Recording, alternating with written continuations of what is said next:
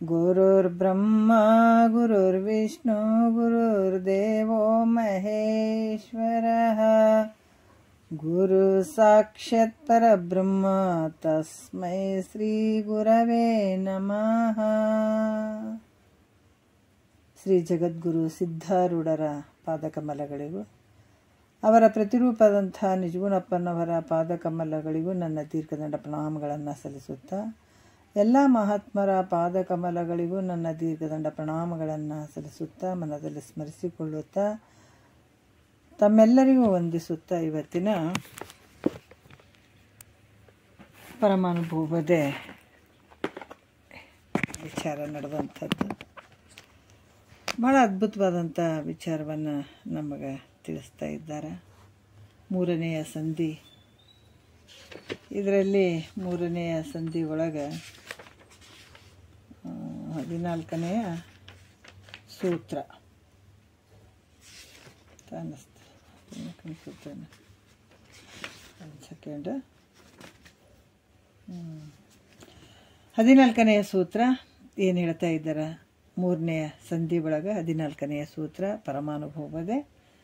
ನಿನ್ನ ಚಿದ್ಭ್ರಮೆ ನಿನ್ನ ಮರವೇ ಗರಿವಿಗೆ ಬೀಜಂ ನೀನೆ ಪರಮಾತ್ಮನದರಿಂದ. ಭಾಳಷ್ಟು ವಿಚಾರಗಳನ್ನು ಹೇಳಿದ್ದಾರೆ. ಯಾಕಂದ್ರೆ ನಿನ್ನ ಚಿದ್ಭ್ರಮೆ ಅಂತ ಹೇಳ್ತಾ ಇದ್ದಾರೆ. ಭ್ರಮೆ ಅಂತಂದ್ರೆ ಇರದೇ ಇರುವಂಥ ವಸ್ತುವಿನಲ್ಲಿ ಇದೆ ಅನ್ನುವಂಥ ಭಾವ ಮಾಡುವಂಥದ್ದು. ಶುಕ್ತಿಯಲ್ಲಿ ರಜತದ ಭ್ರಾಂತಿ ಆಗಿರುವಂಥದ್ದು, ಅದು ರಜತ ಭ್ರಮ ಅಂತ ಹೇಳಿಸ್ಕೊಳ್ತದ. ರಜ್ಜುವಿನಲ್ಲಿ ಸರ್ಪ ಇಲ್ಲವೇ ಇಲ್ಲ, ಆದರೂ ಸರ್ಪ ಅನ್ನುವಂಥ ಬುದ್ಧಿಯನ್ನು ಮಾಡುವಂಥದ್ದಕ್ಕೆ ಅದಕ್ಕೆ ಸರ್ಪ ಭ್ರಮೆ ಅಂತ ಹೇಳ್ತಾರೆ. ಇಲ್ಲಿ ನಿನ್ನ ಇಂದ್ರಿಯ ದೇಹ ಐತೆ, ಇಂದ್ರಿಯಗಳದಾವ, ಮನಸ್ಸು, ಬುದ್ಧಿ, ಚಿತ್ತು, ಅಹಂಕಾರ, ಇವೆಲ್ಲವುಗಳ ಮೇಲೆ ಆತ್ಮ ಬುದ್ಧಿಯನ್ನು ಮಾಡುವಂಥದ್ದು ಅದು ಚಿದ್ಭ್ರಮೆ ಅಂತ ಹೇಳಿಸ್ಕೊಳ್ತದೆ ಅನ್ನುವಂಥ ವಿಚಾರಗಳನ್ನು ಇಲ್ಲಿ ಹೇಳ್ತಾರೆ. ಯಾವಾಗ ಈ ಶರೀರ ನಾನು ಅಂತ ಅಂದ್ಕೊಂಡಾಗ ಆ ಒಂದು ನಿನ್ನ ಸ್ವರೂಪ ಅಲ್ಲಿ ಮರೆಯಾಗಿಬಿಡ್ತದೆ. ಆನಂದದ ಸ್ವರೂಪ, ಪರಬ್ರಹ್ಮ ಸ್ವರೂಪ, ಪರಮಾತ್ಮ ಅನ್ನುವಂಥದ್ದು ಅಲ್ಲಿ ಮರೆಯಾಗಿಬಿಡ್ತದೆ. ಈ ಶರೀರ ಅಂತ ವಿಚಾರ ಮಾಡೋಕ್ಕೆ ಹೋದಾಗ ಇದು ಶರೀರ ಅಂದ್ರೇನು, ಶರೀರದಲ್ಲಿ ಬರುವಂಥ ಇಂದ್ರಿಯಗಳು, ಈ ಕರ್ಮೇಂದ್ರಿಯಗಳು, ಜ್ಞಾನೇಂದ್ರಿಯಗಳು ಇವೇನು ಬರ್ತವೆ, ಇವನ್ನೆಲ್ಲ ವಿಚಾರ ಮಾಡಿ ನೋಡಿದಾಗ ಅಲ್ಲಿ ಏನಾಗ್ತದೆ ಅಂದ್ರೆ ನಿನ್ನ ಸ್ವರೂಪ ಸ್ವಯಂ ಪ್ರಕಾಶನಾದಂಥ ನಿನ್ನ ಸ್ವರೂಪ ಅಲ್ಲಿ ಅರಿವಾಗ್ತದೆ. ಯಾಕಂದ್ರೆ ಒಂದು ವಿಚಾರದಲ್ಲಿ ಹೇಳ್ತಾರೆ, ಅರಿವಿಗೂ ಕಾರಣ ಆಗಿರುವಂಥದ್ದು, ಮರವಿಗೂ ಕಾರಣವಾಗಿರುವಂಥದ್ದು ಇದು ನಿನ್ನ ಚಿದ್ಭ್ರಮೆ ಅನ್ನುವಂಥದ್ದನ್ನು ಅವರು ಹೇಳ್ತಾ ಬಂದರು. ನಿನ್ನೆಯ ವಿಷಯದಲ್ಲಿ ಕೆಲವು ವಿಚಾರಗಳನ್ನು ಅವರು ಹೇಳಿದರು. ಏನು ಹೇಳಿದಾರ ನೋಡೋಣ. 6ನೇ ನುಡಿ ಇಟ್ಕೊಂಡು ನೋಡೋಣ. ನಿನ್ನೆ 5ನೇ ನುಡಿಯಲ್ಲಿ ಕೂಡ ಹೇಳ್ತಾರೆ, ಪೊರೆಯೇ ನೀನು ಅವರೊಡನೆ ಅನುದಿನವೆಲ್ಲಿಯೂ ನಿರಹಂಕಾರನು, ನಿರ್ವಿಷಯಿ, ನೀನು ಪರಮ ವಿರಕ್ತನು, ಅತ್ಯಂತ ಶುದ್ಧನು, ಪರಾತ್ಪರ ಬೊಮ್ಮ ಬೋಧ ಸ್ವರೂಪನು ಅನ್ನುವಂಥ ವಿಚಾರವನ್ನು ಹೇಳಿದ್ರು. ಯಾಕಂದ್ರೆ ಯಾವತ್ತು ವಿಚಾರ ಮಾಡಿ ನೋಡಿದ್ರೆ ಈ ದೇಹ ನೀನಾಗಕ್ಕೆ ಸಾಧ್ಯ ಇಲ್ಲ, ನಿನ್ನ ಸ್ವರೂಪವೂ ಆಗಂಗಿಲ್ಲ. ಅದಕ್ಕೆ ಇದು ಯಾವಾಗಲೂ ಜೀವನ ಯಾವಾಗಲೂ ಅಹಂಕಾರ ಉಪಾಧಿಯಿಂದ ಕೂಡಿಕೊಂಡಿರುವಂಥವನು, ಕರ್ತೃತ್ವ ಭೋಕ್ತೃತ್ವ ಧರ್ಮಗಳಿಂದ ಕೂಡಿರುವಂಥವನು. ನೀನು ಹೆಂಗಿದ್ದೀನಿ ನಿರಹಂಕಾರ ಇರುವಂಥವನು. ಅದರಿಂದ ಇಲ್ಲಿ ಕೂಡ ಈ ಜೀವಾತ್ಮನು ಅದರಿಂದ ಜೀವಾತ್ಮ ಆಗುವಂಥದ್ದಲ್ಲ. ಮನಸ್ಸು ಯಾವಾಗಲೂ ವಿಷಯ ಚಿಂತನವನ್ನು ಮಾಡ್ತದೆ, ಅದು ರೂಪನೇ ಆಗ್ತದೆ. ಅದಕ್ಕೆ ನೀನು ಹೆಂಗಿದೆ ನಿರ್ವಿಷಯವಾಗಿರುವಂಥವನು ಅನ್ನುವಂಥ ವಿಚಾರಗಳನ್ನು ಅವರು ಹೇಳಿದರು. ಅತ್ಯಂತ ಶುದ್ಧನಾಗಿರುವಂಥವನು, ನೀನು ಪರಮ ವಿರಕ್ತನೂ ಆಗಿರುವಂಥದ್ದು. ಇವೆಲ್ಲ ವಿಚಾರಗಳನ್ನು, ಶರೀರ ಅನ್ನುವಂಥದ್ದು ಮಲಮೂತ್ರದಿಂದ ಕೂಡಿದಂಥದ್ದು, ಇದು ಅಪವಿತ್ರದಿಂದ ಕೂಡಿದಂಥದ್ದು, ನೀನು ಶುದ್ಧವಾಗಿರುವಂಥವನು. ಅದಕ್ಕೆ ಶರೀರಕ್ಕೆ ನಿನಗೆ ಎಲ್ಲಿದೆಲ್ಲಿ ಸಂಬಂಧ? ಅನ್ನುವಂಥ ವಿಚಾರವನ್ನು ಅಲ್ಲಿ ಹೇಳಿದರು. ಇದು ಇರದೇ ಇರುವಂಥ ವಸ್ತುಗಳನ್ನು ನಾನು ಅಂತ ಕುಂತಿಯಲ್ಲ, ಇದು ಚಿದ್ಭ್ರಾಂತಿ, ನಿನಗೆ ಭ್ರಾಂತಿ ಬಿಡ್ಕೊಂಡದಪ್ಪ ಅಂತ ಹೇಳ್ತಾರೆ ಅವರು. 6ನೇ ನುಡಿಯಲ್ಲಿ ಹೇಳ್ತಾರೆ, ಹೌದು ನಾನು ಬೊಮ್ಮನು, ಬೋಧ ಸ್ವರೂಪ, ಜ್ಞಾನ ಸ್ವರೂಪ ಆಗಿದ್ದರೆ ಸೂರ್ಯನಲ್ಲಿ ಕತ್ತಲೆಯೂ ತೋರದಂತೆ. ಸೂರ್ಯನಲ್ಲಿ ಯಾವತ್ತಾದ್ರೂ ಕತ್ತಲೆ ತೋರ್ಯೋದೇನೋ ಇಲ್ಲ. ಮತ್ತು ನಾನು ಪರಬ್ರಹ್ಮ ಸ್ವರೂಪ ಇದ್ದೀನಿ, ಜ್ಞಾನ ಸ್ವರೂಪ ಇದ್ದೀನಿ ಅಂತ ಆಗಿದ್ದರೆ ಮತ್ತು ಸೂರ್ಯನಲ್ಲಿ ಕತ್ತಲೆ ತೋರದಂತೆ. ಸೂರ್ಯನಲ್ಲಿ ಕತ್ತಲೆ ಎಂದಾದರೂ ತೋರ್ಯೋದೇನೋ ಇಲ್ಲ. ಅಂದ್ರೆ ನನ್ನಲ್ಲಿ ಅಜ್ಞಾನ ತೋರಬಾರ್ದಾಗಿತ್ತು. ಅಜ್ಞಾನವಿಲ್ಲದ ಮೇಲೆ ಚಿದ್ಭ್ರಾಂತಿ ಕೂಡ ಹೆಂಗಾಯಿತು? ಅಜ್ಞಾನನೇ ಇಲ್ಲ ಅಂದಮೇಲೆ ಅಜ್ಞಾನದ ಚಿದ್ಭ್ರಾಂತಿ ತೋರ್ಯದ. ಅದಕ್ಕೆ ಈ ಚಿದ್ಭ್ರಾಂತಿ ಕೂಡ ತೋರಬಾರ್ದಾಗಿತ್ತು. ಅಂದ್ರೆ ಅಜ್ಞಾನ ಅದರ ತತ್ಕಾರ್ಯವಾದಂಥ ಚಿದ್ಭ್ರಾಂತಿ, ಅಜ್ಞಾನದಿಂದನೇ ಚಿದ್ಭ್ರಾಂತಿ ಆಗಿರುವಂಥದ್ದು. ಇದು ತೋರುವುದರಿಂದ ನಾನು ಸ್ವಯಂ ಪ್ರಕಾಶನೂ ಆಗಕ್ಕೆ ಸಾಧ್ಯ ಇಲ್ಲಲ್ಲ ಗುರುಗಳೇ ಅಂತ ನನಗೆ ಹಿಂಗೆ ಅನ್ನಿಸ್ತದಂತ ಶಂಕೆ ಮಾಡಿದರೆ ಅದಕ್ಕೆ ಉತ್ತರ ಹೇಳ್ತಾರೆ. ಯಾಕಂದರೆ ಜ್ಞಾನ ಸ್ವರೂಪನಾದಂಥ ಈ ಸೂರ್ಯನಿಗೆ ಯಾವತ್ತಾದ್ರೂ ಕತ್ತಲೆ ಐತೇನೋ ಅಂದರೆ ಇಲ್ಲ. ಸೂರ್ಯನಲ್ಲಿ ಕತ್ತಲೆ ಅಂತಂದ್ರೆ ತೋರ್ತದೇನಂದ್ರೆ ಇಲ್ಲ. ಆದರೆ ಹಂಗೆ ಬೋಧ ಸ್ವರೂಪನು, ಜ್ಞಾನ ಸ್ವರೂಪನೂ ನಾನು ಆಗಿದ್ರೆ ಮತ್ತು ಅಜ್ಞಾನ ಯಾಕೆ ತೋರಿತು? ಅಜ್ಞಾನ ಮತ್ತು ಕತ್ತಲೆ ನನ್ನಲ್ಲಿ ಯಾಕೆ ತೋರಿತು? ಮತ್ತು ಅದರ ತತ್ಕಾರ್ಯವಾದಂಥದ್ದು ಯಾವುದು? ಚಿದ್ಭ್ರಾಂತಿ. ಇದು ಯಾಕಾಯಿತು? ಹಂಗಂದ್ರೆ ನಾನು ಸ್ವಯಂ ಪ್ರಕಾಶನ ಆಗಲ್ಲ ಅಂತ ನನಗೆ ಅನ್ನಿಸ್ತದ ಗುರುಗಳೇ ಅಂತ ಅಲ್ಲಿ ಪ್ರಶ್ನೆ ಮಾಡ್ತಾಳೆ. ಯಾರು? ಮೈತ್ರಾದೇವಿ ಮಾಡುವಂಥದ್ದು. 6ನೇ ನುಡಿಯಲ್ಲಿ ಹೇಳ್ತಾರೆ, ಮರದ ಓಲ್ ತೋರಿತು ಆ ಮರವೇ ನಿನ್ನೊಳು ಮಿತ್ತೆ ಅರಿವು ನಿನ್ನೊಡಲಾದ ಕಥದಿಂದೆ ಬರಿದೆ ಕಲ್ಪಿತ ವಯಸ್ಸೆ ನಿಖಿಳವೆಲ್ಲವೂ ನೀನು ಮರೆಯೇ ನಿನ್ನನು ಸದಾ ದೃಶ್ಯ ಮಾತ್ರ ಅಂತ ಹೇಳ್ತಾರೆ. ಮರದ ಓಲ್ ಅಂದ್ರೆ ಅಜ್ಞಾನದ ಹಾಗೆ ಅನ್ನುವಂಥದ್ದು, ಅದು ತೋರುವಂಥದ್ದು ಪ್ರತೀತಿ ಆಗಿರುವಂಥದ್ದು. ಯಾಕಂತಂದರೆ ಇದು ಸತ್ಯ ಏನಂದರೆ ಮಿಥ್ಯೆ ಆಗಿರುವಂಥದ್ದು. ಯಾವ ರೀತಿ ಪ್ರತೀತಿ ಆಗ್ತದಲ್ಲ ಆ ರೀತಿ ಇಲ್ಲಿ ಕೂಡ ಸುಳ್ಳಾಗಿರುವಂಥದ್ದು. ಯಾವ ರೀತಿ ಅಂತಂದ್ರೆ ಈ ಶರೀರ ನೀನು ಆಗಿರುವಂಥದ್ದು, ಪ್ರಕಾಶಮಾನವಾದಂಥ ಶರೀರ ನೀನಾಗಿರುವೆ, ನಿನ್ನಲ್ಲಿ ಅಜ್ಞಾನವೇ ಇಲ್ಲವೇ ಇಲ್ಲ. ಈಗಿದ್ರೂ ಮರವೇ ಇದ್ದಂತೆ ತೋರುವಂಥದ್ದು ನೋಡ್ರಿ. ಯಾಕಂತಂದ್ರೆ ಏನು ಹೇಳ್ತಾರೆ, ನೀನು ಪ್ರಕಾಶಮಾನವಾಗಿರುವಂಥವನಿದಿ, ಆದರೆ ನಿನ್ನಲ್ಲಿ ಅಜ್ಞಾನವೇ ಇಲ್ಲವೇ ಇಲ್ಲ. ಈಗಿದ್ರೂ ಈ ಮರವೇ ಇದ್ದಂತೆ ತೋರ್ತಾ ಇದೆ. ಹೇಗಂದ್ರೆ ಹೇಳ್ತಾರೆ ನೋಡ್ರಿ, ಸ್ವಲ್ಪ ಇಲ್ಲಿ ಮಿಸ್ಟೇಕ್ ಆಗ್ಯದ ಅಂತ ಅನ್ನಿಸ್ತದೆ. ಪ್ರಕಾಶಮಾನವಾದಂಥ ನಿನ್ನಲ್ಲಿ ಅಜ್ಞಾನ ಇಲ್ಲವೇ ಇಲ್ಲ, ಈಗಿದ್ರೂ ಕೂಡ ಈ ಮರವೇ ಇದ್ದಂತೆ ತೋರ್ತದ. ಹೆಂಗೆ ತೋರ್ತದ ಅನ್ನುವಂಥದ್ದಕ್ಕೆ ಕೆಲವು ವಿಚಾರಗಳನ್ನು ಹೇಳ್ತಾರೆ ಅವರು. ಈ ಪರ್ವತ ಈ ಸ್ವಲ್ಪ ಗಮನ ಮಾಡದಿದ್ದರೂ ಕೂಡ ಅಡಗದ ಉಪಾದಿಯಿಂದ, ಅಡಗದಲ್ಲಿ ಹೋಗಬೇಕಾದಾಗ ಆ ಅಡಗದ ಉಪಾದಿಯಿಂದ ಗಮನ ಮಾಡಿದಂತೆ ತೋರ್ತದೆ. ಹಿಂಗೆ ಸ್ವಲ್ಪ ಅಲುಗಾಡ್ದಂಗೆ ಅಥವಾ ಏನೋ ಬಂದಂಗೆ, ನಮ್ಮ ಜೊತೆ ಬಂದಂಗೆ. ಈಗ ನಮಗೇನಂತಂದ್ರೆ ಇದನ್ನು ಉದಾಹರಣೆ ಹೇಳ್ತಾರೆ, ನಮಗಿನ್ನೂ ಒಂದು ಸ್ವಲ್ಪ ಚಿಕ್ಕವ್ರು ಇರಬೇಕಾದಾಗ ಬಸ್ನಲ್ಲಿ ಕೂತ್ಕೊಂಡಾಗ ಗಿಡಗಳನ್ನು ಹೊರಗೆ ಕಿಟಕಿ ಒಳಗೆ ನೋಡಿದ್ರೆ ಗಿಡಗಳು, ಬೆಟ್ಟಗಳು ಏನೇನು ಅದಾವ ಅವೆಲ್ಲ ನಮ್ಮ ಜೊತೆ ಬಂದಂಗೆ ಭಾವನೆ ಬರ್ತಿರ್ತದೆ. ಇವತ್ತಿಗೂ ಕೂಡ ನಾವು ಬಸ್ಸಿನಲ್ಲಿ ಕೂತ್ಕೊಂಡಾಗ ನಮ್ಮ ಬಸ್ಸಿನ ಬಾಜು ಇದ್ದಂಥ ಬಸ್ಸು ಏನಾದರೂ ಚಾಲು ಆಗಿ ಅದು ಹೋಗ್ತಾ ಇತ್ತಂದಾಗ ನಮ್ಮ ಬಸ್ಸೇ ಹೋಗ್ತದೆ ಅನ್ನುವಂಥ ಭ್ರಮೆ ನಮಗೆ ಆಗ್ತಿರ್ತದೆ ಕೆಲವು ಸಲ. ಇದು ನಮ್ಮ ಗಮನಕ್ಕೆ ನಾವು ವಿಚಾರ ಮಾಡಿದಾಗ ಗೊತ್ತಾಗ್ತದೆ ಇದು. ಅದಕ್ಕೆ ಈ ಹಡಗದಲ್ಲಿ ಹೋಗ್ಬೇಕಾದ್ರೂ ಕೂಡ ಈ ಪರ್ವತವು ಈಗ ಬಂದಂಗಾಗದು, ಹಿಂಗೆ ಬರ್ತಾ ಇದೇನೋ ನಮ್ಮ ಜೊತೆ ಅನ್ನುವಂಥ ಭಾವ ಬರುವಂಥದ್ದು. ಈ ರೀತಿ ತೋರ್ತದೆ. ಯಾವುದರಿಂದ ತೋರ್ತಿದು? ಈ ಒಂದು ಪರ್ವತ ಗಮನ ಮಾಡಿದಂಗೆ ತೋರ್ತದಲ್ಲ, ಅದು ಮಾಡೋದೇನು ಅಂದರೆ ಇಲ್ಲ, ಮಾಡದಿದ್ರೂ ಕೂಡ ಅಡಗದ ಒಂದು ಉಪಾದಿಯಿಂದ ಅದೇನತ್ತದ ಗಮನ ಮಾಡಿದಂಗೆ ತೋರ್ತದೆ. ಅದಕ್ಕೆ ಸೂರ್ಯನಲ್ಲಿ ಕತ್ತಲೆಯು ಇಲ್ಲದಿದ್ದರೂ ಕೂಡ, ಸೂರ್ಯನಲ್ಲಿ ಕತ್ತಲು ಇಲ್ಲ ಇದ್ರೂ ಕೂಡ, ಇರದೇ ಇದ್ರೂ ಕೂಡ ನೇತ್ರಕ್ಕೆ ಮೇಘಮಂಡಲದ ಆಚ್ಛಾದನದಿಂದ ಇದ್ದಂತೆ ತೋರ್ತದ ಹೇಗೋ ನೋಡ್ರಿ. ಯಾಕಂದ್ರೆ ಸೂರ್ಯನಲ್ಲಿ ಕತ್ತಲೆ ಇಲ್ಲವೇ ಇಲ್ಲ. ಆದರೆ ಮೇಘ ಈ ಕಣ್ಣಿನ ನೋಡಿದಾಗ ನೇತ್ರಕ್ಕೆ ಈ ಮೇಘಮಂಡಲದ ಆಚ್ಛಾದನೆ ಅಂದ್ರೆ ಮೇಘಮಂಡಲ ಅಲ್ಲಿ ಮುಚ್ಚಿದಂಗೆ, ತೋರ್ತದೆ. ಅದು ಕತ್ತಲೆ ಇದ್ದಂಗೆ ತೋರ್ತದ. ಹೇಗೋ ಹಾಗೆ ಬುದ್ಧಿ ದೋಷದ ಮೂಲಕ ಇಲ್ಲೇನಾಗ್ತದ, ಬುದ್ಧಿ ದೋಷದ ಮೂಲಕ ಯಾವಾಗ ಆ ಸೂರ್ಯ ಇಲ್ಲೇನು ಅಂದರೆ ಇದ್ದಾನ, ಆವಾಗ ನಾವು ನೋಡಿದಾಗ ಮೋಡ ಅಲ್ಲಿ ಒಂದು ಬಂದಂಗೆ ಆಗಿರ್ತದೆ. ಆವಾಗ ಇಲ್ಲ ಅನ್ನಂಗೆ ತೋರ್ತದೆ, ಸೂರ್ಯ ಇಲ್ಲ ಅನ್ನಂಗೆ. ಅಲ್ಲಿ ಒಂಥರ ಏನಂದ್ರೆ ಕತ್ತಲು ಅನ್ನುವಂಥದ್ದು ಕಂಡಂಗೆ ಆಗ್ತದೆ. ಅದೇ ರೀತಿ ಕೂಡ ಇಲ್ಲಿ ಏನು ಹೇಳ್ತಾರಂದ್ರೆ, ನಿನ್ನ ಬುದ್ಧಿಯ ದೋಷದ ಮೂಲಕ ಸ್ವಯಂ ಪ್ರಕಾಶನದ ತನ್ನಲ್ಲಿ ಈ ಅಜ್ಞಾನವು ಇದ್ದಂತೆ ತೋರುವುದು ಹೊರತು ನಿಜವಲ್ಲ. ನಾವು ಯಾವಾಗ ಬಸ್ಸಿನ ಕೂತಾಗ ವಿಚಾರ ಮಾಡಿ ನೋಡಿದಾಗ ನಮ್ಮ ಬುದ್ಧಿಯ ದೋಷದಿಂದ ಆ ಗಿಡಗಳು ಬೆಟ್ಟಗಳು ಇವೆಲ್ಲ ನಮ್ಮ ಜೊತೆ ಬಂದಂಗೆ ಆಗ್ತದೆ. ಆದರೆ ವಿಚಾರ ಮಾಡಿದರೆ ಅದು ನಿಜ ಐತೇನು ಅಂದರೆ ನಿಜ ಅಲ್ಲ, ಸುಳ್ಳಾಗಿರುವಂಥದ್ದು. ಈ ಅಜ್ಞಾನವು ಬಾಲಕನಿಗೆ ತೋರಿದ ಪಿಸಾಚಿ ಅಂತ ಸುಳ್ಳಾಗಿರ್ತದೆ. ನೋಡ್ರಿ, ಈ ಅಜ್ಞಾನ ಹೆಂಗದಂದ್ರೆ ಸಣ್ಣ ಬಾಲಕನಿಗೆ ತೋರಿದಂಥ ಪಿಸಾಚಿ ನಿಜ ಅದೇನಂದ್ರೆ ಸುಳ್ಳಾಗಿರುವಂಥದ್ದು. ಅದರಿಂದ ಇದು ಮಿಥ್ಯವಾದಂಥ ಈ ಅಜ್ಞಾನದ ಮೂಲಕ ಈ ಪ್ರಪಂಚ, ಈ ಜಗತ್ತು ಹೆಂಗದ ಕಲ್ಪಿತ ಆಗಿದೆ. ಇದು ಕಲ್ಪಿತ ಯಾವತ್ತಾದ್ರೂ ನಿಜ ಅಂತ ಅಂದ್ಕೊಳ್ತೀವಿ ಏನಂತಂದ್ರೆ ಇಲ್ಲ, ಸುಳ್ಳು ಅಂತ ಹೇಳ್ತೇವೆ, ಹೌದಲ್ಲ. ಈ ಜಗತ್ತು ಅಂದ್ರೆ ನಾವು ಶರೀರವನ್ನು ಹಿಡ್ಕೊಂಡೆ ತೊಗೊಳ್ಬೇಕು.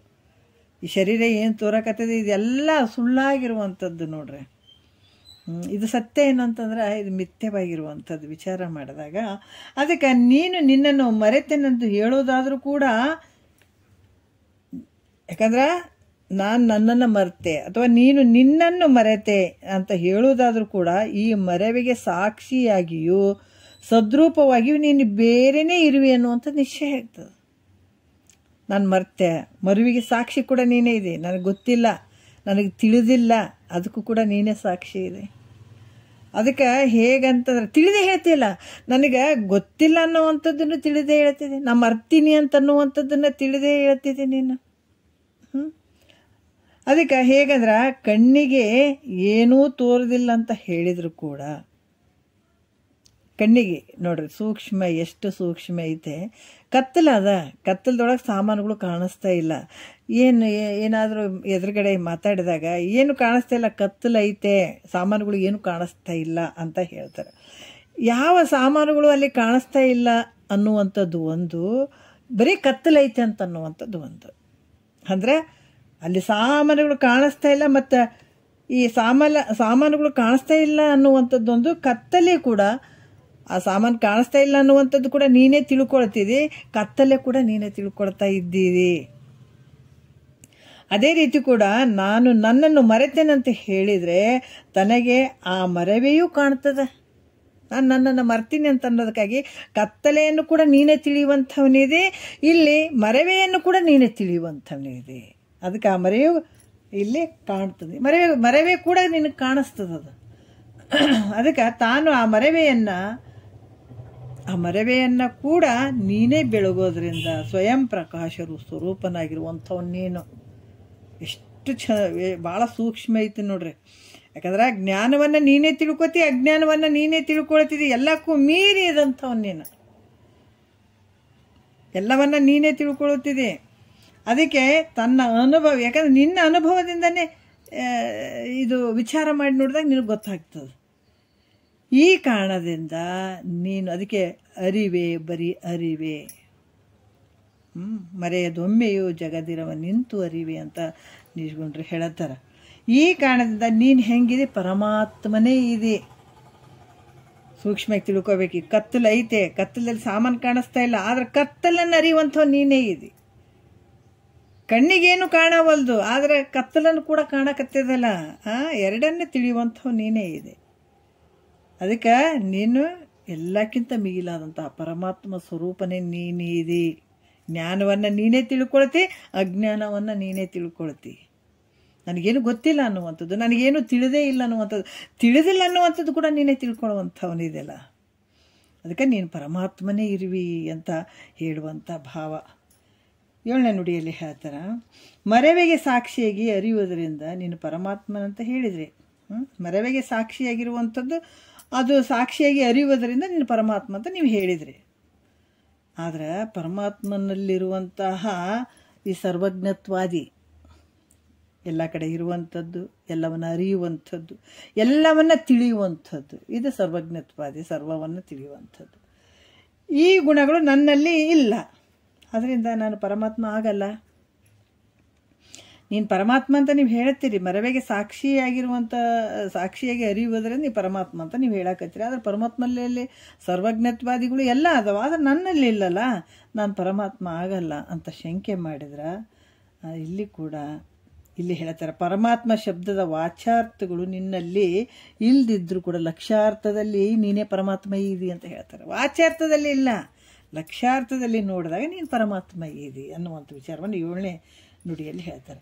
ನಿರುಪಾಧಿಕನು, ನಿಷ್ಕ್ರಿಯನು, ನಿರ್ವಿಕಲ್ಪನು, ನಿರುಪಮನು, ಅಜ್ಞಾನರಹಿತನು, ಪರಿಪೂರ್ಣನು, ಅದ್ವಯನು, ಅಚಲಿತಾತ್ಮನು, ಸುಖಭರಿತನು, ನೀನೇ ಕೇಳು ಪರಮಾತ್ಮ ಅಂತ ಹೇಳ್ತಾರೆ. ಎಷ್ಟು ಬರ್ಕೊಂಡು ಬಂದಿದ್ದಾರೆ ಇದ್ರಾಗ.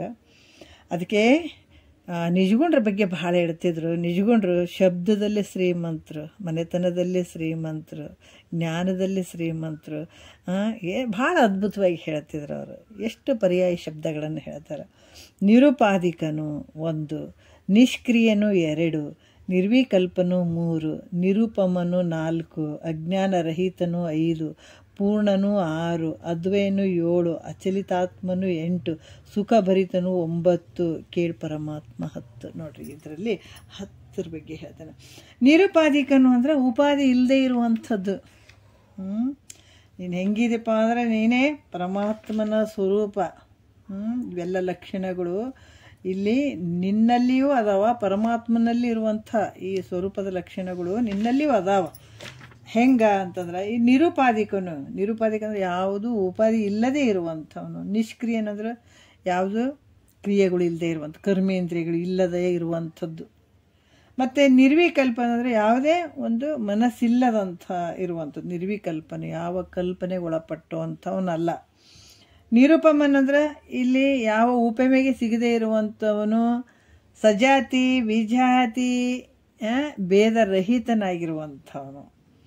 ಮತ್ತು ಅಸಂಗನು, ಯಾವ ಒಂದು ಅಜ್ಞಾನ ಇರದೇ ಇರುವಂಥವನು ಅಸಂಗನು. ಪರಿಪೂರ್ಣ ಅಂದರೆ ದೇಶ ಕಾಲ, ಒಂದು ದೇಶಕ್ಕೆ ಸೀಮಿತ ಆಗಿರುವಂಥವನಲ್ಲ, ಒಂದು ವಸ್ತುವಿಗೆ ಸೀಮಿತ ಆಗಿರುವಂಥವನಲ್ಲ, ಕಾಲಕ್ಕೆ ಸೀಮಿತ ಆಗಿರುವಂಥವನಲ್ಲ. ಇವು 3ಗಳಿಂದ ರಹಿತನಾಗಿರುವಂಥವನು. ಅದ್ವಯನಂದ್ರೆ 2 ಇರದೇ ಇರುವಂಥದ್ದು, ಏಕವಾಗಿರುವಂಥದ್ದು. ಅಚಲಿತಾತ್ಮ ಅಂದ್ರೆ ಎಲ್ಲ ಕಡೆಗೆ ಇರುವಂಥವನು. ಅದಕ್ಕೆ ಮೊದಲನೇ ಇದ್ದು ಈಗೂ ಇರ್ತಿದ್ದು, ಮುಂದೆ ಯಾವಾಗಲೂ ಇರುವಂಥವನು ನೀನು. ಅಚಲಿತಾತ್ಮ ಹೋಗುವಂಥವನಲ್ಲ, ಬರುವಂಥವನಲ್ಲ. ಸುಖ ಭರಿತನಂದ್ರೆ ಆನಂದಮಯವಾಗಿರುವಂಥವನು. ಯಾಕಂದರೆ ಪರಮಾತ್ಮ ಈ ಲಕ್ಷಣದಿಂದ ಕೂಡಿದವನು ನೀನೇ ಪರಮಾತ್ಮನು. ಕೇಳಂದ್ರೆ ಆಲಿಸು ಮೈತ್ರ ಅಂತ ಹೇಳ್ತಾ ಇದ್ದಾರೆ ಅವರು. ಇವು ನಿನ್ನ ಸ್ವರೂಪ ಲಕ್ಷಣಗಳು ನಿನ್ನಲ್ಲಿಯೂ ಮತ್ತು ಪರಮಾತ್ಮನಲ್ಲಿ ಏಕವಾಗಿರುವುದರಿಂದ ನೀನೇ ಪರಮಾತ್ಮ ಅಲ್ಲದೆ ಬೇರೆ ಇಲ್ಲ ಅಂತ ಹೇಳ್ತಾರೆ. ಯಾಕಂದ್ರೆ ವಾಚಾರ್ಥದಲ್ಲೇ ಬೇರೆ ಇರಬಹುದು, ಬೇರೆ ವಾಚಾರ್ಥದಲ್ಲಿ ಕೂಡಂಗಿಲ್ಲ, ಲಕ್ಷ್ಯಾರ್ಥದಲ್ಲಿ ಕೂಡುವಂಥದ್ದು ಲಕ್ಷಣಗಳು ಏಕವಾಗಿರೋದ್ರಿಂದ ಇಲ್ಲಿ ಇದಕ್ಕೆ ಬೇದಕ್ಕೆ ಅವಕಾಶ ಇಲ್ಲ ಅನ್ನುವಂಥದ್ದನ್ನು ಹೇಳ್ತಾರೆ ಅವರು. 8ನೇ ನುಡಿಯಲ್ಲಿ ಹೇಳ್ತಾರೆ, ಉಕ್ತ ರೀತಿಯಿಂದ ನಾನೇ ಪರಮಾತ್ಮನೆಂದು ಹೇಳುವಲ್ಲಿ ಅನುಭವ ಪ್ರಮಾಣ ಉಂಟಂತ ಹೇಳಿದರೆ ಅನುಭವವೊಮ್ಮೆ ಭ್ರಮಾತ್ಮಕವಾದರೂ ಆಗಬಹುದಲ್ರಿ ಗುರುಗಳೇ? ಇಲ್ಲಿ ಕೇಳ್ತಾ ಇದ್ದಾರೆ ಯಾರು? ಮೈತ್ರಾದೇವಿ ಕೇಳ್ತಾ ಇದ್ದಾಳ ಪ್ರಶ್ನೆ. ಪ್ರತಿಯೊಬ್ಬರು ಮುಮುಕ್ಷಿಗಳಿಗೆ ಬರುವಂಥ ಪ್ರಶ್ನೆಗಳು ಇವೆಲ್ಲ. ನಿಮಿತ್ತಕ್ಕೆ ಮಾತ್ರ ಮೈತ್ರಾದೇವಿ ಅಲ್ಲಿ ಕೇಳುವಂಥದ್ದು, ಯಾಜ್ಞವಲ್ಕ್ಯರು ಗುರುಗಳಾಗಿ ಹೇಳುವಂಥದ್ದು. ಯಾಕಂದ್ರೆ ಈ ಗುರುವಿನಿಂದನೇ ಜ್ಞಾನ ಆಗಕ್ಕೆ ಸಾಧ್ಯ ಆಗ್ತದೆ. ಗುರು ಇರದೇ ಇದ್ರೆ ಈ ಜ್ಞಾನ ಅಳವಡಂಗಿಲ್ಲ.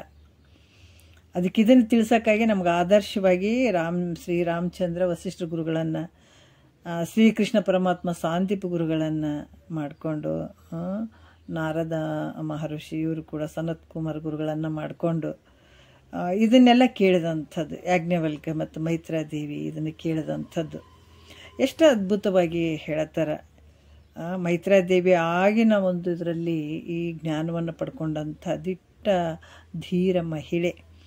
ಹೆಣ್ಮಕ್ಳು ಕೇಳಬಾರ್ದು ಮಾಡಬಾರ್ದು, ಅದಕ್ಕೆ ಹೆಣ್ಮಕ್ಳು ಕೂಡ ಅವರ ಮನೆಯಾಗ ಗಂಡನೇ ಕೇಳತ್ತೇನ್ರಿ, ಅವರೇ ಕೇಳ್ತಾರ್ರಿ, ನನಗೆ ಆಗಂಗಿಲ್ರಿ ನಮ್ಮ ಕೆಲಸ ಅಂತ ತಮ್ಮ ಅನರ್ಥ ತಾವು ಮಾಡ್ಕೊಳ್ಬಾರ್ದು. ಹೆಣ್ಣು ಗಂಡು ಶರೀರಕ್ಕಿರ್ಬೋದು, ಆತ್ಮ ದೃಷ್ಟಿಯಿಂದ ನೋಡಿದ್ರೆ ಜೀವಾತ್ಮ ಪರಮಾತ್ಮ ಒಂದೇ ಇರುವಂಥದ್ದು. ಶರೀರ ದೃಷ್ಟಿಯಿಂದ ಬೇರೆ ಬೇರೆ ಇರ್ಬೋದು, ಇರುವಂಥದ್ದು ಒಂದೇ. ಹಂಗಾಗಿ ಯಾರು ಇದನ್ನು ತಪ್ಪಿಸ್ಕೊಳ್ಬಾರ್ದು, ಹೆಣ್ಮಕ್ಳು ಇದು ಕೇಳಬಾರ್ದು, ಜ್ಞಾನ ಪಡ್ಕೊಳ್ಬಾರ್ದು ಅನ್ನುವಂಥದ್ದನ್ನು ಮೈತ್ರಿದೇವಿ ಅವಾಗೆ. ಯಾಕಂತಂದ್ರೆ ಮೈತ್ರಿದೇವಿಯಿಂದ ನೋಡಿ ಹೆಣ್ಮಕ್ಳು ಕೂಡ ನಾವು ತಿಳ್ಕೊಳ್ಬಹುದು. ಈ ಪ್ರತಿಯೊಬ್ಬ ಭೂಮಿ ಮೇಲೆ ಹೆಣ್ಣಾಗಲಿ ಗಂಡಾಗಲಿ ಶರೀರವನ್ನು ಮನುಷ್ಯನ ಶರೀರ ತೊಟ್ಕೊಂಡು ಬಂದಂಥ ಪ್ರತಿಯೊಬ್ಬರು ಮಾಡ್ಕೊಳ್ಬೇಕಾದಂಥದ್ದು ನಾವು ಮೈತ್ರಿದೇವಿಯಿಂದ ನಾವು ತಿಳ್ಕೊಳ್ಬೇಕು. ಯಾರು ಗಂಡ ಮಾಡಿದ್ದು ಗಂಡನ ಸುತ್ತ, ಹೆಂಡತಿ ಮಾಡಿದ್ದು ಹೆಣ್ಣು ಸುತ್ತ, ಹೆಂಡ್ತಿದ್ದು ಗಂಡಕ್ಕೆ ಹೋಗಂಗಿಲ್ಲ, ಗಂಡದ್ದು ಹೆಂಡ್ತಿಗೆ ಬರೋಂಗಿಲ್ಲ. ಆತ ತಿಳ್ಕೊಂಡು ಆತ ಮುಕ್ತನಾದ್ರೆ ಆತ ಆನಂದಕ್ಕೆ ಹೋಗ್ತಾನೆ. ಹೆಂಡ್ತಿ ತಿಳ್ಕೊಂಡು ಮುಕ್ತಳಂದ್ರೆ ಹೆಂಡ್ತಿ ಆನಂದವಾಗಿ ಇರ್ತಾಳೆ, ಆನಂದ ಸ್ವರೂಪಕ್ಕೆ ಹೋಗ್ಬಿಡ್ತಾಳೆ, ಆನಂದವಾಗಿ ಇರ್ತಾಳೆ. ಮತ್ತು ದುಃಖ ಯಾವತ್ತೂ ಆವರಿಸ್ಕೊಳ್ಳಂಗಿಲ್ಲ. ಈ ಜ್ಞಾನ ಹೆಂಗದಂದ್ರೆ ಯಾವಾಗಾದ್ರೂ ಮತ್ತೆ ಒಂದು ಸಲ ಆಯ್ತು ಅಂದ್ರೆ ಮತ್ತೆ ದುಃಖ ಆಗ್ತದೇನ್ರಿ ಅಂದ್ರೆ ಖಂಡಿತ ಸಾಧ್ಯನೇ ಇಲ್ಲ. ಅದು ಆನಂದನೇ ಆನಂದ ಅಲ್ಲಿ. ಹಾಗಾಗಿ ಇಲ್ಲಿ ಕೂಡ ಪ್ರತಿಯೊಬ್ಬರು ಇದನ್ನು ಪಡ್ಕೊಳ್ಬೇಕಾದಂಥದ್ದು ಜ್ಞಾನಿಗಳು. ಈ ಜ್ಞಾನ ಅಷ್ಟು ಉತ್ಕೃಷ್ಟವಾಗಿರುವಂಥದ್ದು. ಅದಕ್ಕೆ ಇಲ್ಲಿ ಕೂಡ ಭಾಳಷ್ಟು ವಿಚಾರಗಳನ್ನು ಹೇಳ್ತಾರೆ. ಅಲ್ರಿ, ನಾನೇ ಪರಮಾತ್ಮ ಅಂತ ಹೇಳುವಲ್ಲಿ ಅನುಭವ ಪ್ರಮಾಣ ಉಂಟಂತ ಹೇಳಿದರೆ, ಒಂದು ವೇಳೆ ನಾನು ಪರಮಾತ್ಮ ಇದ್ದೀನಿ ಅಂತ ಹೇಳುವಲ್ಲಿ ಅನುಭವ ಪ್ರಮಾಣ ಐತೆ ಅಂತ ನೀವು ಹೇಳಿದ್ರೆ, ಒಂದೊಂದು ಸಲ ಅನುಭವ ಭ್ರಮಾತ್ಮಕದಿಂದ ಕೂಡಿರ್ತದೆ. ಅದು ಹೆಂಗೆ ಪ್ರಮಾಣ ಅಂತ ಹೇಳ್ತೀರಿ ನೀವು? ಅದರಿಂದ ಅನುಭವ ಮಾತ್ರದಿಂದ ಈ ಅರ್ಥ ನಿಶ್ಚಯ ಮಾಡೋಕ್ಕಾಗಂಗಿಲ್ಲ ಅಂತ ಇಲ್ಲಿ ಮೈತ್ರಿದೇವಿ ಕೇಳಿದಂಥದ್ದು. ಅದಕ್ಕೆ ಇದು ಹೆಂಗಂತಂದ್ರೆ ಬಹುಸುಲಭ ಬ್ರಹ್ಮಜ್ಞಾನ ಗುರು ಒಲಿದು ಪೇಳದಿರಲು ಬ್ರಹ್ಮನಿಗೂ ಅಸಾಧ್ಯ ಅಂತ ಹೇಳ್ತಾರೆ. ಇದ್ರೊಳಗಡೆ ಇರುವಂಥ ಒಂದು ರಹಸ್ಯವಾದಂಥ ವಿಚಾರಗಳನ್ನು ಸದ್ಗುರುನೇ ಅದನ್ನು ವಿಚಾರಗಳನ್ನು ತಿಳಿಸೋಕ್ಕೆ ಸಾಧ್ಯ ಅದ. ರಹಸ್ಯವಾಗಿರುವಂಥ ವಿಚಾರಗಳೇವನ್ನು ಅದಕ್ಕೆ ಇದು ಗುರುವಿನಿಂದನೇ ಸಾಧ್ಯ. ನಾವೆಲ್ಲ ಗ್ರಂಥಗಳನ್ನು ಇಟ್ಕೊಂಡು ಮನೆಯಲ್ಲೇ ನಾವು ಗ್ರಂಥಾಲಯವನ್ನು ಮಾಡ್ಕೊಂಡಿದ್ದೀವಿ. ನಾವು ಬಹಳ ಓದ್ತೀವ್ರಿ ಅಂದ್ರೆ ಓದಿನಿಂದ ಬರುವಂಥ ಇದು ಅಲ್ಲ, ಜ್ಞಾನ ಅಲ್ಲ. ಇದು ಓದಿನಿಂದ ಬರೆಯೋದ್ರಿಂದ ಬರ್ತದ್ರಿ ಅನ್ನುವಂಥದ್ದಲ್ಲ. ಇದು ಗುರು ಮುಖಾಂತರನೇ ತಿಳ್ಕೊಳಕ್ಕೆ ಸಾಧ್ಯ ಅಂತಲೇ ಶ್ರೀರಾಮಚಂದ್ರ ಆಗಿರ್ಬೋದು, ಈ ಮಹಾತ್ಮರು ಎಲ್ಲರೂ ಗುರುವನ್ನು ಮಾಡಿಕೊಂಡು ಈ ಜ್ಞಾನವನ್ನು ಪಡ್ಕೊಂಡ್ರು. ನಾನು ಯಾರಿದ್ದೀನಿ ಅಂತ ತಿಳ್ಕೊಳ್ಳಿಕ್ಕೆ ಇದನ್ನು ತೋರಿಸುವಂಥ ಸಮರ್ಥನಾಗಿರುವಂಥ ಸದ್ಗುರುನೇ ಇದಕ್ಕೆ ಮುಖ್ಯವಾಗಿರ್ತಾನೆ.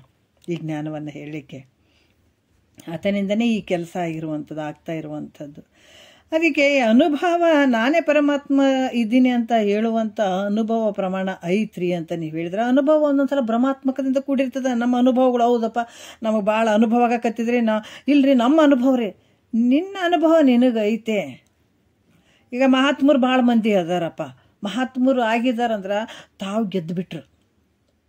ಈಗ ಮನೆಗೆ ಯಾರಾದರೂ ಈಗ ಅಣ್ಣತಂಬ್ರವ್ರು ಎಲ್ಲ ಇರ್ತಾರೆ, ಅವ್ರು ಭಾಳ ಶ್ರೀಮಂತರಾಗ್ಯಾರಿ ಅಂತ ಹೇಳ್ಬಿಟ್ಕೇಸಿ ನಾವು ಶ್ರೀಮಂತರ ಆದಂಗೇರಿ ಅಂತ ಕುಂದಿರ್ತೀವೇನ? ಅವ್ರು ನೋಡ್ರಿ ಎಷ್ಟು ದುಡ್ಡು ಮಾಡ್ಕೊಂಡ್ರು, ಎಷ್ಟು ಚೆಂದ ಆಗಿಬಿಟ್ರು ನೋಡ್ರಿ. ನಾವು ಯಾವಾಗ ರೀ ಮಾಡ್ಕೋಬೇಕು, ಅದ್ರಂಗೆ ಮಾಡ್ಕೋಬೇಕ್ರಿ, ನಾವು ಒಂಚೂರು ಪ್ರಯತ್ನ ಪಡ್ಬೇಕ್ರಿ ಅಂತ ಅಂತೀವಿಲ್ಲ. ಅವ್ರು ಮಾಡ್ಕೊಂಡ್ರೆ ಅವ್ರು ಆನಂದದಾಗ ಅದಾರ, ನೀನೇನು ಮಾಡ್ಕೊಂಡಿ? ಇಲ್ಲಿ ಕೂಡ ಎಲ್ಲಿ ತಗೊಳ್ಬೇಕು ನೋಡ್ರಿ, ಕಾಮ ಕ್ರೋಧ ಮದ ಮೋಹ ಮಾತ್ಸರ್ಯ ಇವು ಅರಿಷಡ್ ವರ್ಗಗಳು. ಇದರಿಂದ ನಾವು ಒಳ್ಳೇದಕ್ಕೂ ಬಳಸ್ಬೋದು, ಕೆಟ್ಟದಕ್ಕೂ ಬಳಸ್ಬೋದು. ಇವು ಒಳ್ಳೆ ಚಾಕುಗಳಿದ್ದಂಗೆ. ಇವು ಒಂದು ಚಾಕು ಒಬ್ಬನಿಗೆ ಚುಚ್ಚಿ ಜೈಲಿಗೆ ಹೋಗೋಕ್ಕೂ ಬರ್ತದೆ, ಆ ಚಾಕು ಹಣ್ಣು ಕಟ್ ಮಾಡಿಕೊಂಡು ತಿನ್ನೋಕ್ಕೂ ಬರ್ತದೆ. ಅದ್ರಾಗ ಇವು ಕಾಮ ಕ್ರೋಧಾದಿಗಳು ಏನು ಅದಾವ, ಅವು ಬೇರೆ ದುರುಪಯೋಗ ಮಾಡ್ಕೊಂಡ್ರೆ ಅದಕ್ಕೆ ನೀನು ನರ್ಕಕ್ಕೆ ಹೋಗ್ತಿದೆ. ಎಲ್ಲಿ ಬಳಸ್ಬೇಕು ಅಲ್ಲಿ ಬಳಸ್ಕೊಳ್ಳೋದು ಭಾಳ ಮುಖ್ಯ ಇರ್ತದೆ. ಅದರ ದಾರಿ ತಪ್ಪಿ ಬಿಡ್ತಂದ್ರೆ, ಯಾವುದಕ್ಕೂ ಅವನ್ನ ಉಪಯೋಗ ಮಾಡ್ಕೊಂಡ್ಬಿಟ್ಟು ಅಂತಂದ್ರೆ ಮತ್ತು ಅದರಿಂದ ಏನಾಗ್ತಂದ್ರೆ ನರ್ಕನೇ ಅದು. ಅದೇ ಕಾಮ ಕ್ರೋಧಾದಿಗಳನ್ನು ಈ ಕಡೆ ಬಳಸ್ಕೊಂಡು ಅಂದಾಗ, ಕಾಮ ಅಂದರೆ ಅಪೇಕ್ಷೆ ಪಡುವಂಥದ್ದು. ನಾನು ಯಾವತ್ತೂ ತಿಳ್ಕೊಳ್ಬೇಕಿದನ್ನು. ಕ್ಷಣದಾಗ ನಿಜಗೊಂಡ್ರೆ ಏನು ಹೇಳಿದರು? ನಿದ್ರೆ ಬಾರದಿದೆನ್ನ ಪರಿಭವ ದುಃಖ ಸಮುದ್ರವೆನಿಸುವ ಸಾಯಸವ ನೆನೆದು ಅಂತ ಹೇಳಿದ್ರು. ಅಷ್ಟು ಶ್ರೀಮಂತರದಾರೆ, ರೊಕ್ಕ ಐತಿ, ರೂಪಾಯಿ ಐತಿ, ತಿನ್ನಕ್ಕೆ ಕಡಿಮೆ ಉಣಕ್ಕೆ ಕಡಿಮೆ, ಅಂಥವ್ರಿಗೆ ನಿದ್ರೆ ಬರೋಲ್ದಂತಂದ್ರು. ನಮ್ಗೆ ನಿದ್ರೆ ಬಂದ್ರೆ ಭಾಳ ಚಂದ ಐತ್ರಿ, ಬೆಳಗ್ಗೆ ತನಕ ಮನಗೆ ಬಿಟ್ಟು ನೋಡ್ರಿ ಎಷ್ಟು ಚಂದ ನಿದ್ದೆ ಬಂದದಂತ ನಾವೇ ಹೇಳ್ತೀವಿ. ಜ್ಞಾನಿಗೆ ಅಜ್ಞಾನಿಗೆ ಎಷ್ಟು ವ್ಯತ್ಯಾಸ ನೋಡ್ರಿ. ನಿದ್ರೆ ಬಾರದಿದೆನ್ನ, ಯಾಕೆ ನಿದ್ರೆ ಬರೋಲ್ದು? ಎದಕ್ಕೆ ಬರೋಲ್ದು ಅವರಿಗೆ? ಯಾವಾಗ ನಾನು ಇದನ್ನು ತಿಳ್ಕೊಂಡೇನೋ, ಯಾವಾಗ ಇದನ್ನು ಪಡ್ಕೊಂಡೇನೋ, ಈ ಆಯುಷ್ಯ ಹಂಗೆ ಹೋಗಕತ್ತಲ್ಲ, ಈ ದಿವಸ ಹಂಗೆ ಕಳ್ಕೊಂಡಿವಿ. ರೊಕ್ಕ ಗಳಿಸ್ಬೋದು, ದಿವಸ ತೊಗೊಳಕ್ಕಾಗಂಗಿಲ್ಲ. ನಮ್ಮ ಆಯುಷ್ಯದಲ್ಲಿ ಒಂದು ಭಾಗ ಹೋಯ್ತು, ಒಂದು ದಿವಸ ಹೋಯ್ತು. ಯಾವಾಗ ಪಡ್ಕೊಳ್ಳಿ ಅನ್ನುವಂಥ ತುಡಿತ ಅವ್ರ ಹತ್ರ ಇತ್ತು. ಯಾಕೆ ಇದನ್ನು ಯಾವಾಗ ತಿಳ್ಕೊಂಡೆ ಅನ್ನುವಂಥ ಆ ಭಾವದಿಂದ. ಈ ರೀತಿಯಾಗಿ ಇಲ್ಲಿ ಮಹಾತ್ಮರಿಗೆ ಈ ರೀತಿ ಆಯಿತು. ಆದ್ರೆ ಇದನ್ನೆಲ್ಲವನ್ನ ತಿಳ್ಕೊಂಡು ಬಹಳಷ್ಟು ವಿಚಾರಗಳನ್ನು ಹೇಳ್ತಾರೆ. ಅದಕ್ಕಾಗಿ ಈ ವಿಚಾರಗಳನ್ನು ನಾವು ಗುರು ಮುಖಾಂತರನೇ ಈ ಭ್ರಮೆಯನ್ನು ನಾವು ತೆಗಿಲಿಕ್ಕೆ ಸಾಧ್ಯ ಆಗ್ತದೆ. ಅದಕ್ಕೆ ಇಲ್ಲಿ ಕೂಡ ಹೇಳ್ತಾರೆ, ನಮ್ಮ ಅನುಭವ ಅಂತಂದಾಗ ಈ ಅನುಭವ ಭ್ರಮಾತ್ಮಕ ಆದ್ರೆ ಆಗಿರ್ಬೋದು. ನನ್ನ ಅನುಭವ ಹಿಂಗಾಗ್ಯದ, ಹಿಂಗಾದ್ರಿ ಹಂಗಾದ್ರೆ ಅಂತ ನನ್ನ ಅನುಭವ ಹೇಳುವಂಥ ಅವಶ್ಯಕತೆ ಇಲ್ಲ ಇಲ್ಲಿ. ಅದಕ್ಕೆ ನನ್ನ ಅನುಭವ ಆಗಬೇಕಾಗಿತ್ತು ಅಂದರೂ ಕೂಡ ಅದಕ್ಕೆ ಪ್ರಮಾಣಗಳು ಬೇಕು. ಶ್ರುತಿ ಗುರು ಮುಖಾಂತರ ನಾವು ತಿಳ್ಕೊಂಡಿರ್ಬೇಕು. ಶ್ರುತಿ ಪ್ರಮಾಣ ಇರಬೇಕು. ಸ್ವಲ್ಪ ಮ್ಯೂಟ್ ಮಾಡಿರಿ ಯಾರ್ದು.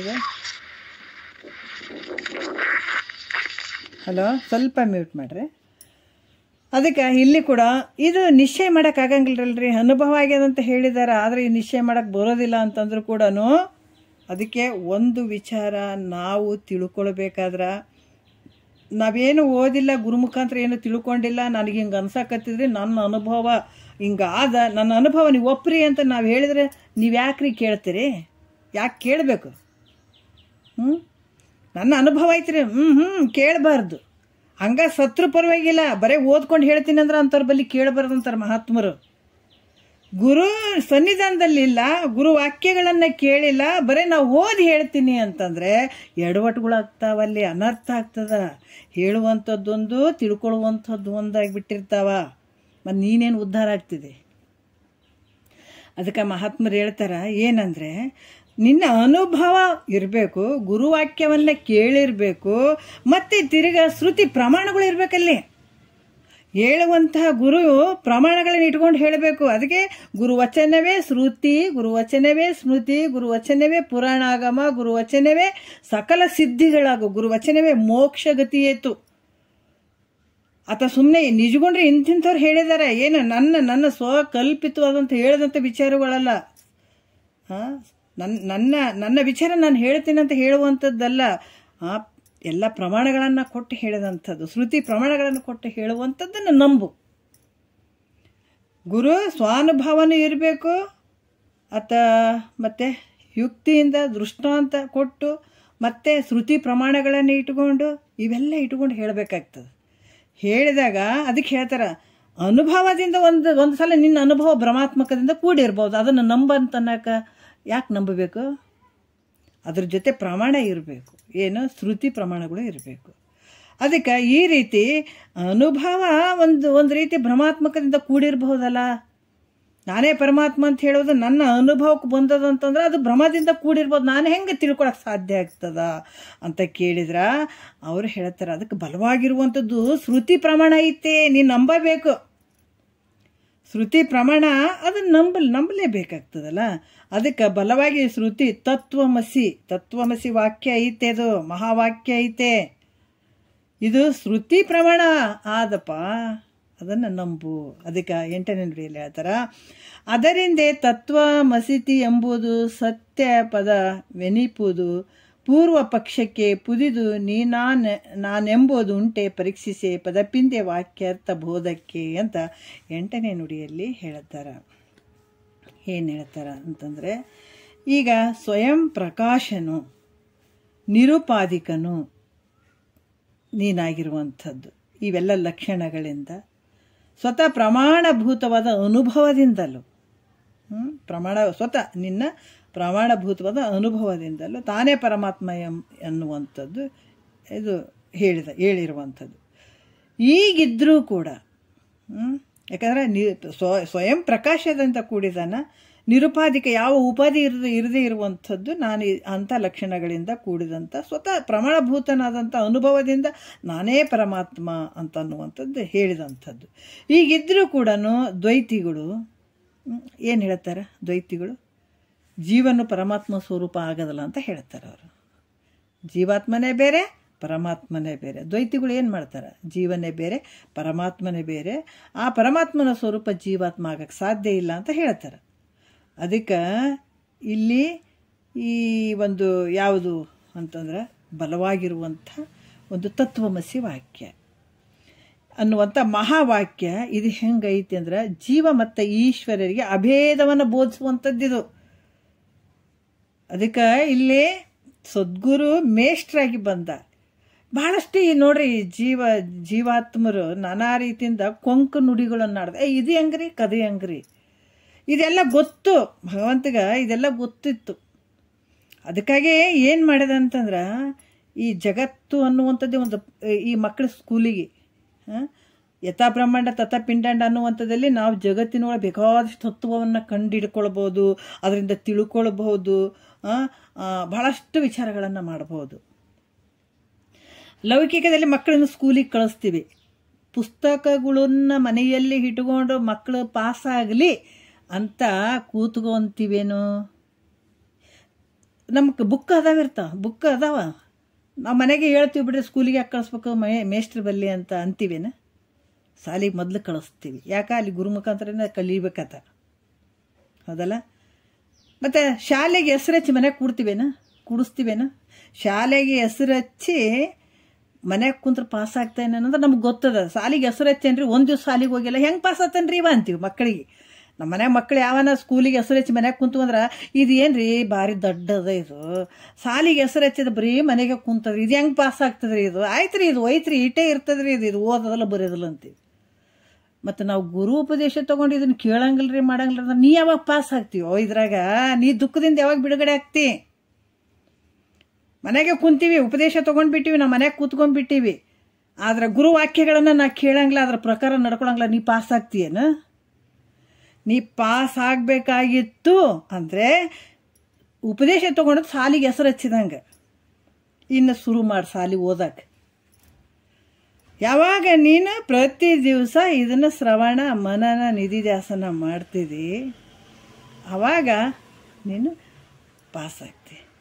ನಾವು ಸೈನ್ಸ್ ಈಗ SSLC ಆದಮೇಲೆ ಸೈನ್ಸು ಮಾಮೂಲಿ 8th 9th 10th ಅಂತ ಕ್ಲಾಸಿಗೆ ಬಂದಾಗ ಸ್ವಲ್ಪ ಬಂದಾಗ ಈ ಮಕ್ಕಳಿಗೆಲ್ಲ ಕೆಲವೊಂದು ಸಲ ಸೈನ್ಸ್ ಎಲ್ಲ ಮಾಡಾಗ ಅಲ್ಲಿ ಪ್ರಾಕ್ಟಿಕಲ್ಲಾಗಿ ತೋರಿಸ್ತಾರೆ. ಯಾಕೆ ತೋರಿಸ್ತಾರೆ ಅಂತಂದ್ರೆ ಒಂದು ಕರುಣೆ ಅಲ್ಲಿ, ಯಾಕಂದ್ರೆ ಒಂದು ತೇರಿ ಒಳಗೆ ಏನು ಹೇಳಿರ್ತಾರ ಅದನ್ನು ಪ್ರಾಕ್ಟಿಕಲ್ಲಾಗಿ ತೋರಿಸಿದ್ರೆ ಮಕ್ಕಳಿಗೆ ಬುದ್ಧಿಯಲ್ಲಿ ಚೆನ್ನಾಗಿ ಕೂಡ್ತದ ಅದು ವಿಷಯ ಅಂತ. ಅಲ್ಲಿ ಮೇಷ್ಟ್ರೂ ಬಂದ, ಈ ಬುಕ್ಗಳು ಇದ್ದುವು, ಅದನ್ನು ಚೆನ್ನಾಗಿ ತಲೆ ಕೂತ್ಕೊಳ್ಳಿ ಅಂತ ಪ್ರಾಕ್ಟಿಕಲ್ಲಾಗಿ ಒಂದು ಬೇರೆ ಬೇರೆ ಪ್ರಯೋಗ ಶಾಲೆ ಅಲ್ಲೇ ಮನೆ ಅದು ಪರೀಕ್ಷೆಗಳನ್ನು ತೋರಿಸ್ತಾರೆ, ಇದನ್ನು ಪ್ರಾಕ್ಟಿಕಲ್ಲಾಗಿ ತೋರಿಸ್ತಾರೆ, ಇದು ಹಿಂಗೈತೆ ಇದು ಹಿಂಗೈತೆ ಅಂತ ತೋರಿಸ್ತಾರೆ, ಮಾಡಿ ಮಾಡಿ ಮಾಡಿ ತೋರಿಸ್ತಾರೆ.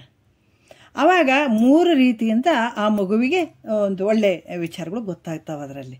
ಇಲ್ಲಿ ಕೂಡ ಭಗವಂತ ಏನಾಯಿತು ಅಂತಂದಾಗ ಪರಮಾತ್ಮ ಇದನ್ನು ನೀನು ಮರ್ತದಕ್ಕಾಗಿ, ನಿನ್ನ ಬುದ್ಧಿ ಭ್ರಮಣ ಆದದಕ್ಕಾಗಿ, ನೀನು ದಾರಿ ಬಿಟ್ಟು ನಡೆದೋದಕ್ಕಾಗಿ ಪಾಪ ಪುಣ್ಯ ನಿಷ್ಕಾಮದ ಪುಣ್ಯದ ಫಲದಿಂದ ಪರಮಾತ್ಮ ಭಾಳ ಕರುಣೆ ಆಯಿತು.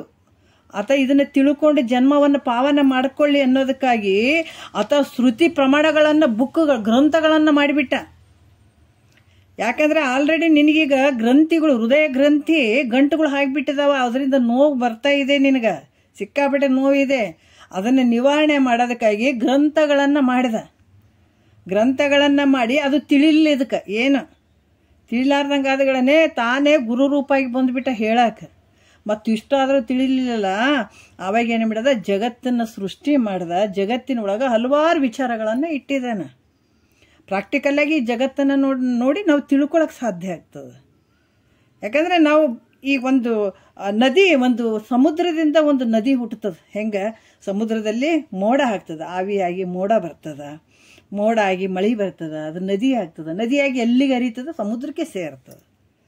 ಅದರಿಂದ ನಾವು ಎಲ್ಲಿ ಹುಟ್ಟಿದ್ದೀವಿ ಅಲ್ಲಿಗೆ ಸೇರಬೇಕಾದಂಥದ್ದು ನಾವು ಅನ್ನುವಂಥ ಒಂದು ವಿಚಾರಗಳನ್ನು, ಹಲವಾರು ವಿಚಾರಗಳನ್ನು ನಾವು ತಿಳ್ಕೊಳ್ಳಿಕ್ಕೆ ಸಾಧ್ಯ ಆಗ್ತದೆ ಪ್ರಾಕ್ಟಿಕಲ್ಲಾಗಿ ನೋಡಿದಾಗ. ಅದಕ್ಕೆ ಇಲ್ಲಿ ಕೂಡ ಏನು ಹೇಳ್ತಾರ, ಇದಕ್ಕಾಗಿ ಕೆಲವು ಸಲ ಇದು ಹೆಂಗ್ರಿ ಅಂತಂದ್ರೆ ಈ ಮನುಷ್ಯನಿಗೆ ಮನಸ್ಸು ಅನ್ನುವಂಥದ್ದು ಭಾಳ ಚದಮ್ ಅಂತಿದ್ರು ತಾತವ್ರು. ಇದು ಭಾಳ ಚದಮ್ ಐತ್ರಿ, ಇದು ಸುಮ್ಮನೆ ಕೇಳಂಗ್ಲಿ, ಇದು ಆಹಾ ಅಗಣಿತ. ಇದು ವಿಷಯಾದಿಗಳಲ್ಲಿ ಹರಿದಾಡುವಂತಹ ಮನಸ್ಸು ಇದು ಸಾಮಾನ್ಯ ಅಲ್ಲ. ಎಲ್ಲರೂ ಇದಕ್ಕೆ ಈ ಮರ್ಕಟ ಅಂತ ಅಂದರು, ಕೋತಿ ಅಂತ ಬೈದರು, ಎಲ್ಲ ಬೈದ್ರು ಈ ಮನಸ್ಸಿಗೆ. ಅದು ನಿಜಗೊಂಡ್ರು ಕೋಗಿಲೆ, ಮುದ್ದು ಕೋಗಿಲೆ, ಚೆಲ್ಲುವ ಕೋಗಿಲೆ ಅಂತ ಮುದ್ದು ಮಾಡಿದ್ರು ಇದಕ್ಕೆ. ಅದಕ್ಕೆ ಈ ಥರ ಭಾವ ಬರ್ತದನ್ನೋದಕ್ಕಾಗಿ ಶ್ರುತಿ ಪ್ರಮಾಣಗಳು ಬಂದು, ಆ ಶ್ರುತಿ ಪ್ರಮಾಣಗಳಲ್ಲಿ ನೋಡಿ ಅದನ್ನು ನಂಬು.